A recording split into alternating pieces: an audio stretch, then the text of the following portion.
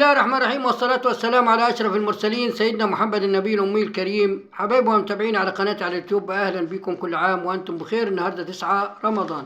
قصيدة جاية دي قصيدة بعنوان في بر الوالدين. في بر الوالدين ربنا قال، والرسول قال، وأبو بكر قال، وعمر قال، والشاعر قال، والناس الكبير قال، والصغير قال. ولكن مين يقرأ ومين يسمع؟ البر الوالدين دلوقتي قال مع التكنولوجيا خلاص ما فيش حاجة اسمها بر الوالدين للأسف. دلوقتي ممكن الواد بيرد على أبوه، وتصل لبعض الأحيان ممكن يضرب أبوه أو يضرب أمه. بنسمع عن بلاوي. كان زمان في أيام ما كانت الدنيا رضا وكانت الدنيا هانة ما فيش تكنولوجيا، كان في حاجة اسمها بر الوالدين. لكن بر الوالدين مش بنقول كله مش لا طبعا فيه، الدنيا لسه بخير، ولكن كتير مش ببر والديه ولا في حاجة اسمها بر والدين. لأن الإيمان قال، الدين قال يا أخوان، الدين قال. وعدم طاعة الوالدين ده مصيبة عظمى، الناس مش فاهماها والشباب مش فاهمها. النهارده الواد بيرد على أبوه وبيشتم أبوه، ويتصل مع بعض الأحيان ممكن يضرب أبوه أو يضرب أمه، وبنشوف بلاوي وبيقتل وكل البلاوي. تعال نشوف في بر الوالدين. والشاعر علي عبد الرازق الدالي بيقول ايه في بر الوالدين؟ يا ريتنا نسمع. أنا بقدم نصيحة، أنا مش همرقص، أنا بقول نصيحة، بقول حكاية، بنعالج مشكلة اجتماعية. ولكن عدد المشاهدة قليل، وزي ما بيقول ما فيش، يعني مش عارف. طب لو مشهد رقص ولا بتاع، تعالوا شوفوا مشهد رقص، وصلة رقص بتاخد 1,000,000 مشاهدة في ساعة. ايه الحكاية؟ دليل على في فساد، في فساد ظهر، ونقول أسعار وغلاء وبلاوي. طب ما مننا احنا بس اسمع ماتش كورة بالساعتين والثلاثة، ما اقدرش اسمع ربع قرآن، ما اقدرش اقرا ربع قرآن. لكن اتفرج على ماتش كوره ساعتين، اتفرج على وصل رقص يوم كامل، اتفرج على مشهد عري ساعتين وثلاثه.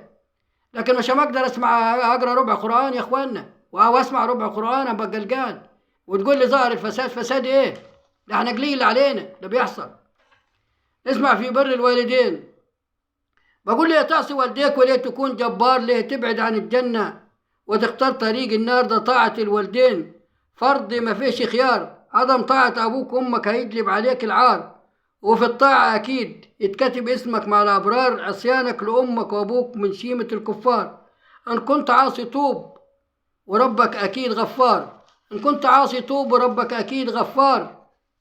راعيهم عند الكبر وياك بقولة أف، واعلم علم اليقين إن الزمن بيلف.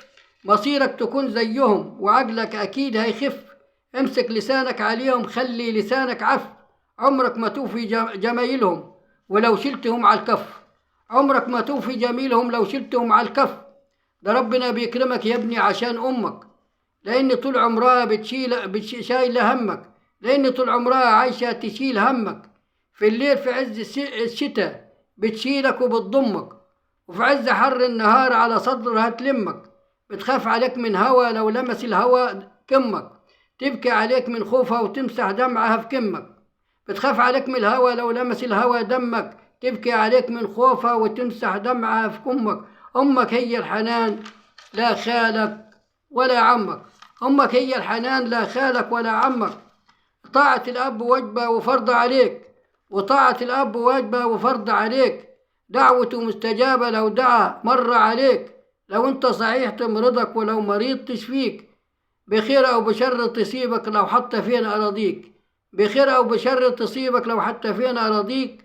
وطاعة ولادك ليك من طاعتك لأبيك، طاعة ولادك ليك من طاعتك لأبيك. ربي أمر في الكتاب بالوالدين إحسان، ورسولنا وصى عليهم قبل الزمان بزمان. أمك ترد عليها في وقت الصلاة لو حان، وفي الحديث قال أمك ثم أمك ثم أمك. انتبه يا بني الإنسان، هتطيع والديك أكيد تعيش في أمان. الجنة في آخرتك وفي الدنيا تعيش إنسان. بفضل دعاهم تعيش مكرم وغير مهان. رضاهم مكتوب وصية في سائر الأديان، رضاهم مكتوب وصية في سائر الأديان. طاعة أبوك وأمك أكيد ده فرض عين، لو كان فرض كفاية نطيع واحد من الاتنين. ورسولنا كمان فضلوا عن غزوة أحد وحنين. السلامة في طاعة أبوك وعدم طاعته دين، سلامة في طاعة أبوك وعدم طاعته دين. أكيد هتسدده من ابنك يا نور العين، أكيد هتسدده من ولادك يا نور العين. اخفض جناحك لأبوك ولأمك الجناحين، حمل ورضاعة وفصام وعذاب يدوم 2 سنين، وخف عليك من مرض وصراخ غراب البين. نصيحة لكل عاصي، نصيحة لكل عاصي، ارجع وتوب يا حزين قبل فوات الأوان ويموتوا غير راضيين، قبل فوات الأوان ويموتوا غير راضيين. يا رب ارحم آبائنا، قولوا معايا أمين. يا رب ارحم آبائنا وأمهاتنا، قولوا معايا أمين. ودي قصيدة في بر الوالدين للشاعر علي عبد الرازق الدالي. تحياتي لكم والسلام عليكم ورحمة الله وبركاته. المعصر الفتح عصير التليفون 011 511 60 29. والسلام عليكم ورحمة الله وبركاته. كل عام وأنتم بخير.